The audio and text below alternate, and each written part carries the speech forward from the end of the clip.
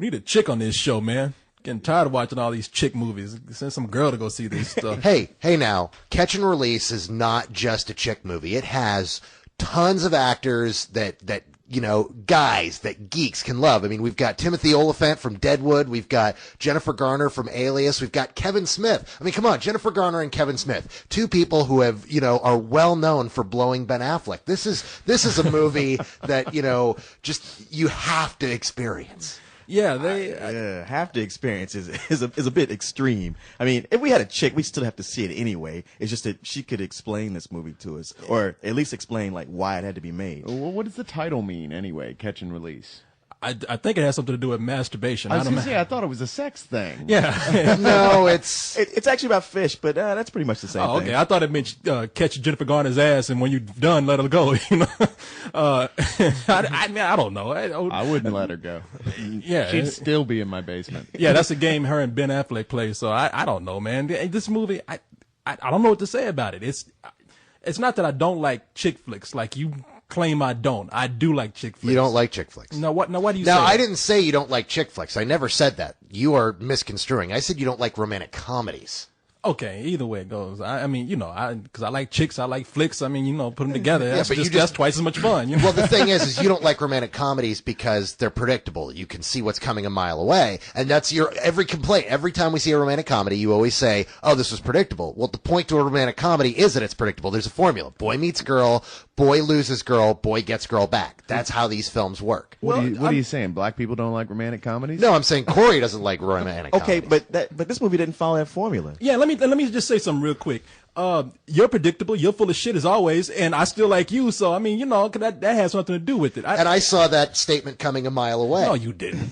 Wow, now this is a chick flick, but y'all having a big bitch slap fight here. Yeah, you're getting all offended because I'm saying you don't like romantic. You don't like romantic comedies. So I what? thought it was cold outside. There's nothing wrong with not particularly liking romantic comedies. Okay, so basically, if people are going to go Catch and Release, what is this about other than Jennifer Garner's ass? Okay, this is basically the story of a guy who dies, and the minute he dies, all his best friends try to pick up his chick. If you got a hot girlfriend, you got to watch your friends. They just waiting for you to slip up.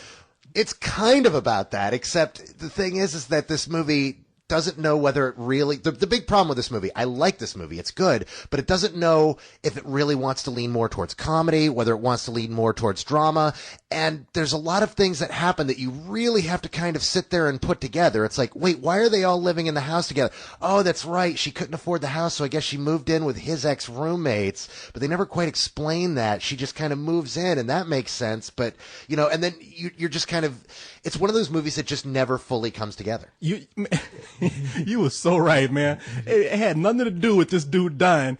Them dudes were waiting around like vultures when that best friend died. Kevin Smith and Kevin Smith he never goes after her. He wanted to. Yeah, he wanted to. I mean, I was picking up the body language on everybody in that movie. And Kevin Smith tried to be the comfortable, nice friend who acted like he wasn't hitting on her, but he was waiting for his shot too. He was like, all right, I'll let these two swinging dicks cancel each other out, and then I'll try to move in as the nice waffle making guy. The best friend action, man. That's all I ever get. See, that's what he was doing. He was like the lovable guy that she wasn't afraid to touch, but the whole time he was like pressing her breast against him and all that. Oh yeah. And you will notice that like when that didn't work out for him, he went after the guy's other girlfriend.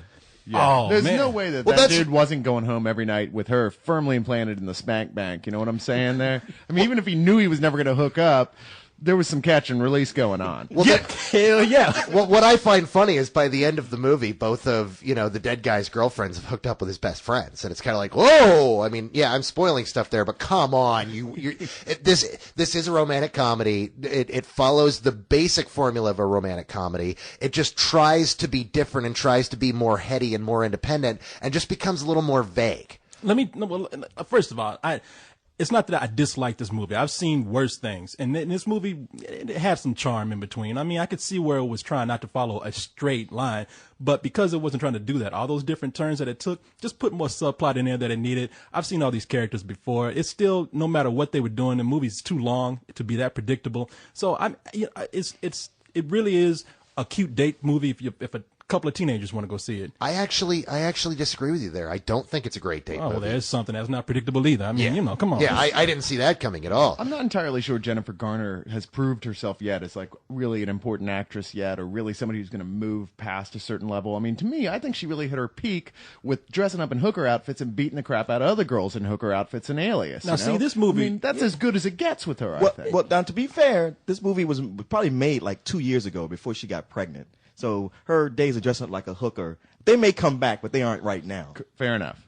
And and the thing is, I mean, really, what would have made this movie a whole lot better had it been rated R, and that bitch would have got naked. I mean, and every guy's thinking that. I mean, come on, man. I'm not thinking that. Yeah, you are. Yeah, you are. Hey, we do have a girl reviewing the movie.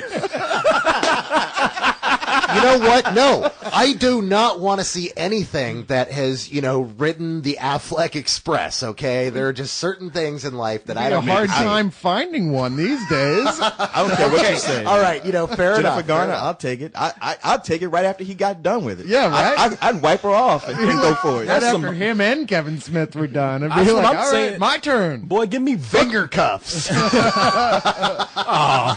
Yeah, give me buckets of those sloppy seconds. I'll take it gratefully. But I mean, look. I just don't want you to think that I hate this movie. I don't. I have seen worse. It's just a mediocre film. What's really funny, Corey, and what I've honestly got to say, me and you are probably really on the same page here, but because I really like romantic comedies and you really tend not to, and we're instinctively butting heads, we both think that this is good, but not great. Look, I'm getting tired of you acting like you know me. Okay.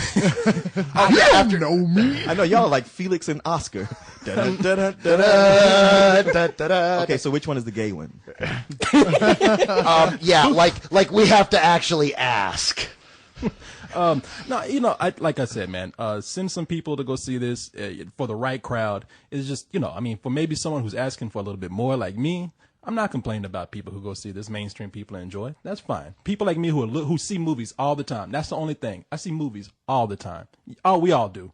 So, I mean, we all put ourselves on a different level where we're looking for something different. That's all. But I can see the worth in this movie. It's a throwaway film, though. You got to No. In fact, that's what I'm saying. Is I believe we're both on the same page. It's a very forgettable film. I don't think it's a great date movie. But people who enjoy chick flicks or more comfortable, cozy, independent films will enjoy this. But I certainly wouldn't say, "Hey, go and take a date to see this," because by the end of the movie, you're not feeling all ramped up for love. You're just kind of like, that was just kind of weird and neat, but you've forgotten it by dinner. It really is one of those. What about you, my man? You got anything? It's a cute movie. It's not good, but it's good for January when we get the worst movies ever. For that, grading on that curve, like, yeah, okay, whatever. This also is another one of those movies where you go like, wow, I just really don't understand white people. Because there's just things that happen in here. I mean, it's all in Boulder, Colorado, and I'm like, okay, there are absolutely no black people in this movie at all. Yeah, I see why. You kept looking at me and saying,